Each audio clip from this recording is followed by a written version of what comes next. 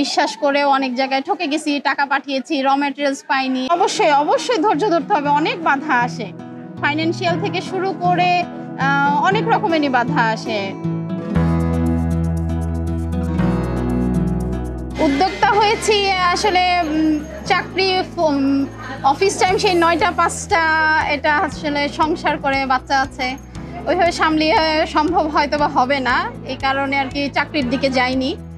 বিজনেসটার প্রতি একটু ভালো লাগা আছে, হাজব্যান্ডের ভালো লাগা আছে, কাঠের প্রতি একটু দুর্বলতা আছে, ক্রাফটিং আইটেমের প্রতি, এই কারণেই উদ্যোক্তা হওয়া আর কি। 18 সাল থেকে আমার বিজনেস, 17 শেষ থেকে আর কি, 18 প্রথম থেকে শুরু।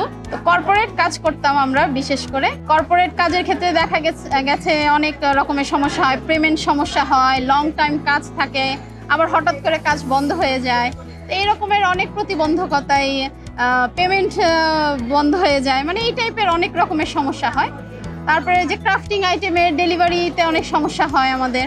তারপরে যাই হোক, তারপরেও সমস্যা সমাধানও আছে, সব কিছু বের করে বিজনেসটা চলছে 18 সাল থেকে 2025 সাল। প্রায় 25 থেকে 30টা আইটেম আছে আমার এখানে। শুধু ক্রাফটিং আইটেম আমি নিয়ে এসেছি, কিন্তু আমার ফ্যাক্টরিতে স্পেস সেভিংস ফার্নিচারের কাজ হয়। আইটেম হচ্ছে বাচ্চাদের কিছু খেলনা আছে, এডুকেশনাল খেলনা আছে, ট্রে আছে, রাউটার স্ট্যান্ড আছে, ব্যানানা স্ট্যান্ড আছে, 2 টায়ার র্যাক আছে কিচেনের জন্য, চামচ হোল্ডার আছে, এটা আছে একটা polythene store organiser, headphone stand, ছোটোখাটো আর কি ক্রাফটিং আইটেম সব কিছু। রপ্তানি আমি ডাইরেক্ট এখনো করিনি, কিন্তু অন্যদের মাধ্যমে, আমার মাধ্যমে আর কি গেছে, অন্যদের মাধ্যমে আমার পণ্য গেছে, মালয়েশিয়ায় গেছে, ইংল্যান্ডে গেছে, আমেরিকাও ফ্রেন্ড সার্কেলের মাধ্যমে গেছে কিছু।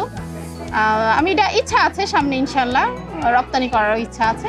উদ্যোক্তা হওয়া তো ভালো, উদ্যোক্তা নিজের একটা স্বাধীনতা থাকে, নিজেদের পছন্দের একটা স্বাধীনতা থাকে, যে আমি কি টাইপের আমি কাজ করব, বা কি আমার পছন্দ মতো আমি কি প্রোডাক্ট কাস্টমারকে দিতে চাই।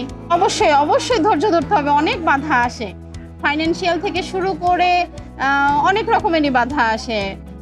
বিহেভিয়ারেরও, কাস্টমারের সাথে দেখা যায় কথাবার্তারও, বিহেভিয়ারও অনেক সমস্যা হয়। আসলে ক্লায়েন্টের সাথে যখন সামনাসামনি কথা হয় বা হয়, ভালোই। প্রথম তো আসে হচ্ছে ডেলিভারির ক্ষেত্রে প্রতিবন্ধকতাটা আসে আমাদের, প্রথমই যেটা আসে, কাস্টমার দেখা যায় প্রোডাক্ট যাওয়ার পরে অনেক সময় ভেঙে যায়, নষ্ট হয়ে যায়, তখন কাস্টমার একটা মানে মন খারাপ করে, বা তখন আবার আমাদের রিপিট করে আবার পাঠাতে হয়, ড্যামারেজ দিতে হয়, এই ধরনের অনেক প্রতিবন্ধকতা আসে। র ম্যাটেরিয়ালসের ঝামেলা ছিল, কোথা থেকে কালেক্ট করব, দেখা গেছে বিশ্বাস করেও অনেক জায়গায় ঠকে গেছি, টাকা পাঠিয়েছি, র ম্যাটেরিয়ালস পাইনি, এই ধরনের অনেকই ছিল। তারপর ওভারঅল আসলে খুব বেশি একটা দেশীয় জিনিস নিয়ে, যেহেতু আমার কাঁচামাল দেশীয়, খুব বেশি আমার একটা প্রতিবন্ধকতা, ছোটভাবেই আছি এখনো, খুব বেশি বড় না আমার ফ্যাক্টরিটা, এর কারণে এখনো ঋণে যায়নি আর কি। ভবিষ্যৎ প্ল্যান আছে ফ্যাক্টরিটাকে বড় করার, ক্রাফটিং আইটেমটাকেও আরো বেশি আরেকটু বড় করার, আর স্পেস সেভিংস ফার্নিচার নিয়ে কাজ করার।